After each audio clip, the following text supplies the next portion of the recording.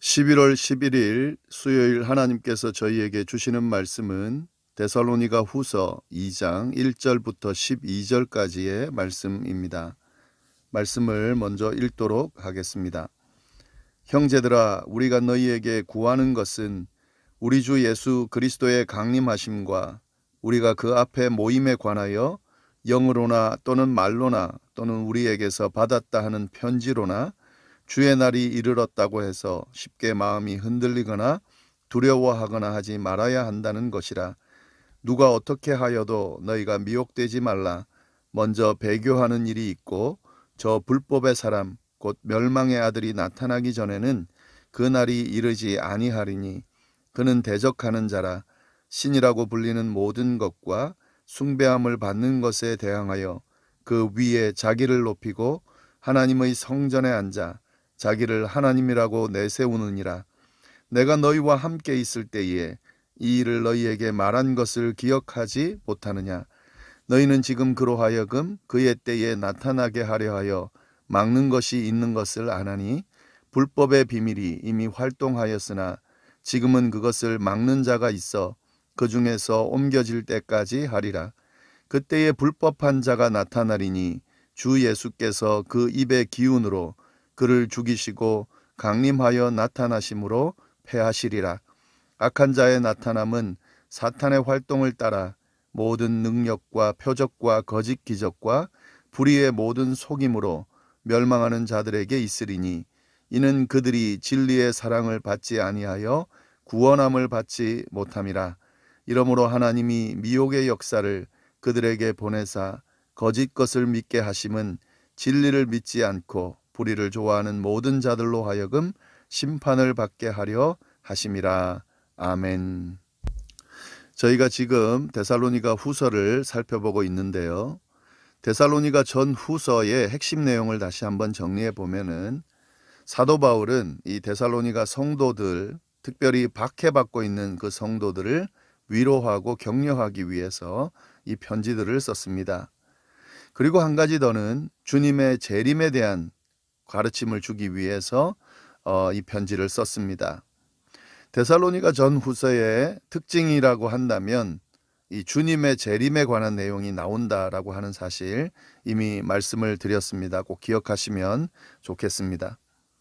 사도 바울은 데살로니가 교회를 세우고 복음을 전하면서 성도들에게 주님의 재림에 대해서 가르쳐 주었습니다. 이 부분은 데살로니가 전서에도 나오고 후서에도 나옵니다.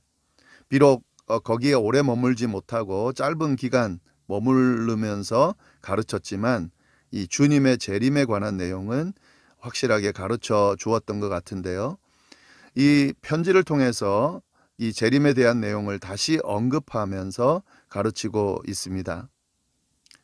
특별히 이 데살로니가 후서를 좀 살펴보면은요, 재림에 관한 아주 구체적인 내용, 특별히 왜 이 재림에 관해서 다시 자세하게 언급하는지에 대한 그런 내용들을 담고 있는데 오늘 그 내용을 좀 살펴보도록 하겠습니다.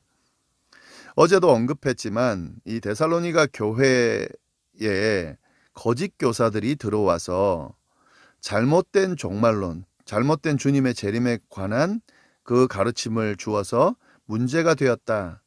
이 내용을 사도 바울이 듣게 되었습니다. 그래서 그 부분에 대해서 바로잡기 위해서 데살로니가 후서를 쓰고 있다 하는 거죠. 물론 데살로니가 전서에도 그 부분에 대한 주님의 재림에 대한 바른 가르침을 위해서 그 내용을 기록했지만은요, 이 후서에 보면은 더 자세하게 그 내용을 언급하고 있습니다. 어떤 거짓 교사들이 들어와서 뭘 가르쳤나? 예, 다름 아닌 주의 날이 이미 이르렀다라고 하는 가르침입니다. 1절, 2절을 좀 보시면은요. 형제들아, 우리가 너희에게 구하는 것은 우리 주 예수 그리스도의 강림하심과 우리가 그 앞에 모임에 관하여 영으로나 또는 말로나 또는 우리에게서 받았다 하는 편지로나 주의 날이 이르렀다고 해서, 주님의 날이 이르렀다라고 하는 가르침을 하고 있다 하는 거죠. 여러 가지 표현으로요. 어떤 사람이 계시를 받았다 하나님으로, 또 그 말을 통해서 이렇게 이야기하거나 아니면은 사도 바울로부터 이 편지를 받았다, 주님의 날이 이미 이르렀다는 편지를 받았다라고 하면서 주의 날이 이미 이르렀다라고 가르치고 있다 하는 거죠. 그런데 사도 바울은 그렇게 가르친 일이 없고 그렇게 전달한 일이 없습니다. 이 지금 사도 바울에게서 받았다는 편지는 거짓 편지인 것 같습니다. 이 주님의 날이 이미 이르렀다라고 하는 이 내용 때문에 이 데살로니가 교회에는 여러 가지 혼란이 생겼던 것 같은데요. 생업을 포기하고 아무것도 안 하는 사람들이 생기고, 이 주님의 재림 때문에 두려움에 사로잡혀 있는 사람들이 생겼던 것 같은데요.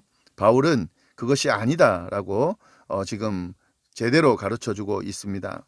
자기네들이 그렇게 편지를 쓰거나 주의 날이 이르렀다고 말한 적이 없다라고 하는 내용을 전달하면서요, 뭐라고 이야기하냐면 두 가지의 이야기를 합니다. 2절 보시면은 주의 날이 이르렀다고 해서 쉽게 마음이 흔들리거나 두려워하거나 하지 말아야 한다는 것이라. 예, 이게 바울이 가르쳐주는 가르침인데요. 사람들이, 거짓 교사들이 주의 날이 이르렀다라고 이야기한다고 해서 쉽게 마음이 흔들리거나 두려워하거나 하지 말아라 하는 거죠. 그것은 거짓 가르침이기 때문에 마음이 흔들리거나 두려워하지 말아라 라고 이야기하는 거죠. 그 다음에 뭐라고 그러냐면요, 누가 어떻게 하여도 너희가 미혹되지 말아라.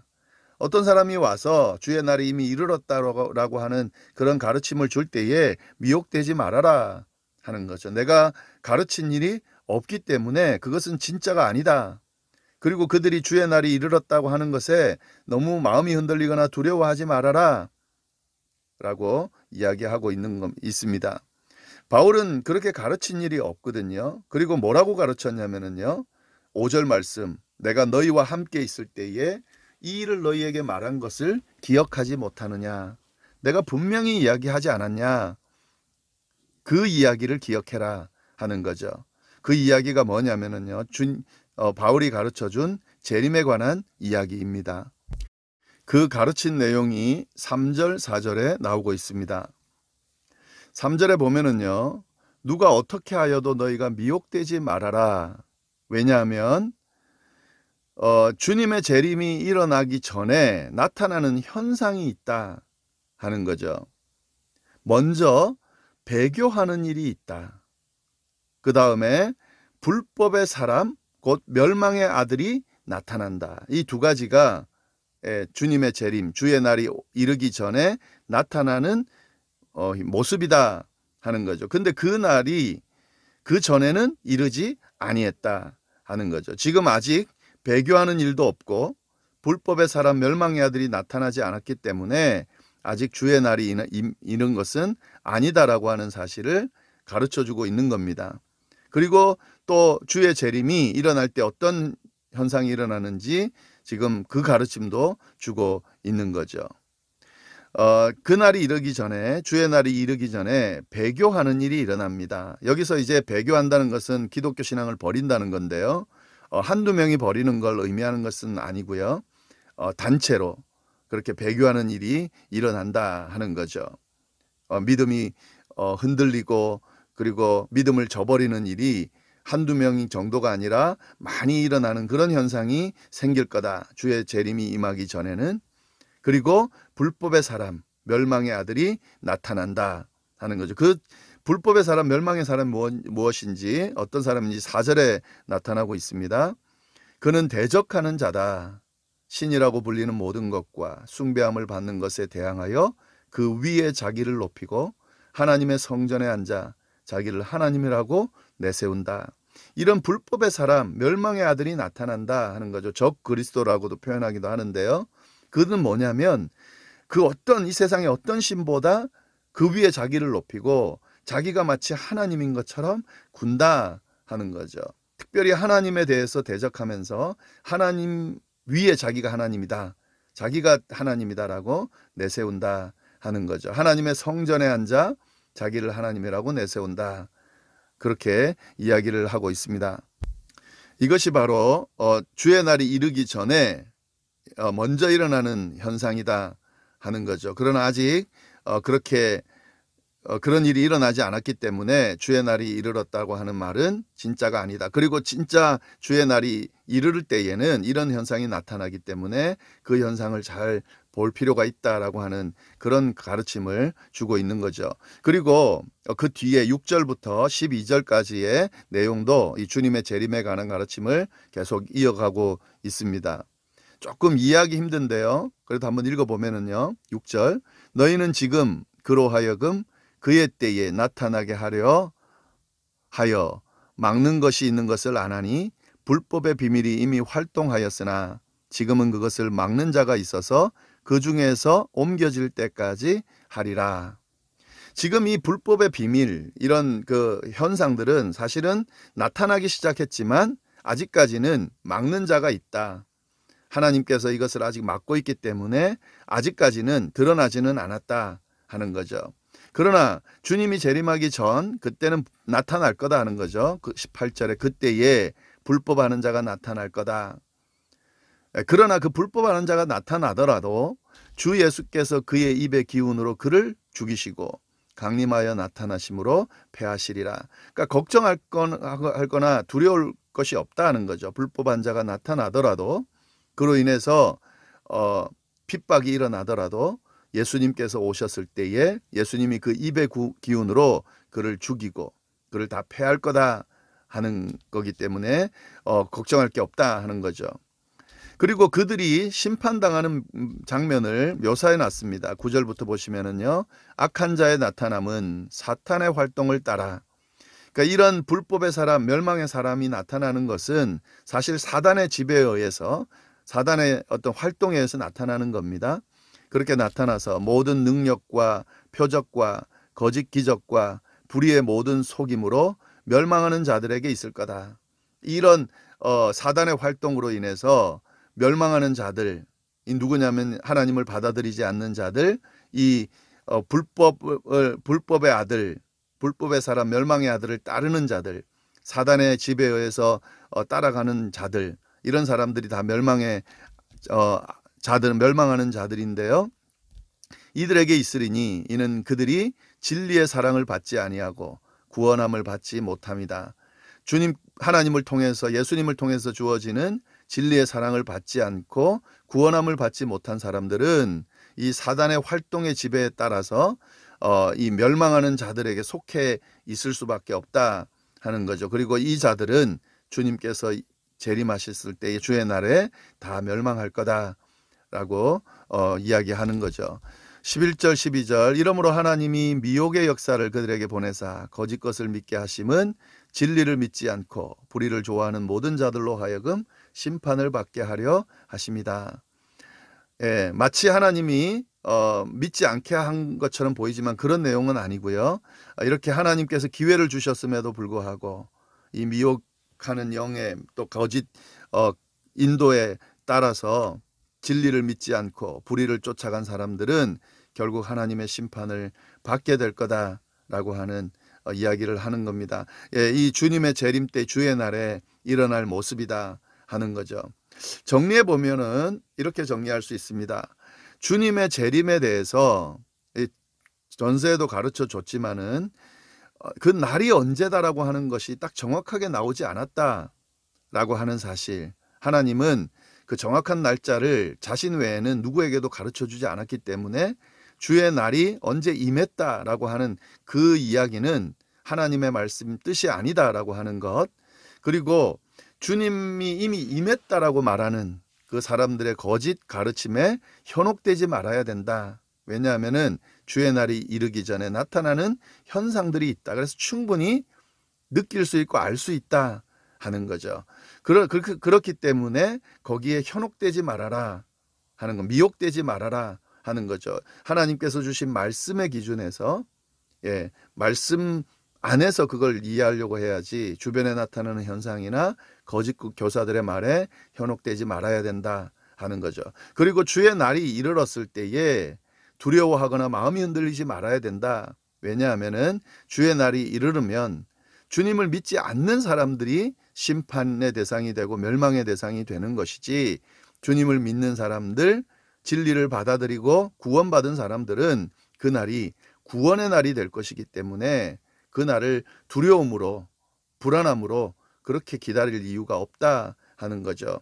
자기에게 주어진 일들, 맡겨진 일들, 또 주어진 삶을 최선을 다해서 귀하게 여기고 그렇게 열심히 살아가면서 주님이 오시면 그 주님이 오실 때에 그 주님과 함께 그 믿음을 끝까지 지킴으로 인해서 받는 그 구원의 결과물들을 함께 누리면 되는 것이지, 마치 멸망하는 자처럼 두려워하고 주님이 언제 오시나 두려워하고 또 주님이 오시면 다 의미가 없어져 버릴 텐데라고 하면서 현실을 무시하고 그렇게 막 살지 않아야 함을 사도 바울이 지금 제대로 가르치면서 권면하고 있다 하는 겁니다. 네, 이 내용을 좀 잘 정리해 두시면 좋을 것 같습니다. 다시 한번 데살로니가 전서 후서를 다시 한번 찬찬히 읽으시면서요. 말씀이 뭐라고 하는지, 현상이나 다른 이야기가 아니라요. 말씀이 뭐라고 하는지 좀 잘 들여다보시고 붙드실 수 있기를 바랍니다. 특별히 이 종말의 때에는 현혹하는 것들이 참 많습니다. 그렇기 때문에 더 말씀을 제대로 분별하고 말씀을 제대로 정리해서 잘 붙들 필요가 있고요. 그리고 헷갈릴 때는 말씀을 기준으로 그것이 내가 동의되어지지 않고 느낌으로 받아들이지 않아도 말씀이 확실히 있다고 하면 그 말씀을 붙들고 그 말씀을 기준으로 여러 가지 것들을 보고 판단하면 틀리지 않게 바르게 하나님의 인도하심 뜻에 따라서 그렇게 갈 수 있을 겁니다. 그래서 우리가 지금 말씀을 공부하는 거고 또 들여다보는 거고 또 확인하는 거고 알아도 또 확인하고 또 확인하게 되는 거죠. 네, 이 말씀 잘 좀 돌아보시면서 정리할 수 있기를 바랍니다. 기도하겠습니다. 하나님 아버지 감사합니다. 말씀과 함께 하루를 시작하게 하심에 감사를 드립니다. 오늘 주신 말씀 잘 정리하게 하시되 특별히 주의 날을 기다리는 저희들, 하나님 주님이 언제 오실지 확실히 알 수는 없지만 반드시 주님은 다시 오실 것이고 오시면 믿는 자들은 구원을 받을 것이고 믿지 못한 자들, 믿지 않는 자들 멸망의 길로 가게 될 겁니다. 하나님 아버지 두려운 마음으로 그러나 기대하는 마음으로 그렇게 우리의 모습을 돌아보고 주님 앞에서의 우리의 구원 믿음을 돌아보며 그 믿음을 잘 붙들 수 있도록 인도하여 주옵소서. 주의 날을 기대하면서 우리에게 주어진 삶을 하루하루 충실하게 귀하게 여기고 살아가는 저희가 될 수 있도록, 그래서 주님이 언제 오시든 오시면 주님 아멘 오시옵소서라고 그 주님을 맞으면서 또 그렇게 주님과 더불어 영원히 살아가는 우리가 될 수 있도록 주여 인도하여 주옵소서. 오늘 하루도 어디에서 무엇을 하든지 늘 주님의 은혜 가운데 머물 수 있도록 인도하여 주시기를 간절히 바라고 살아계신 예수님의 이름으로 기도드립니다. 아멘.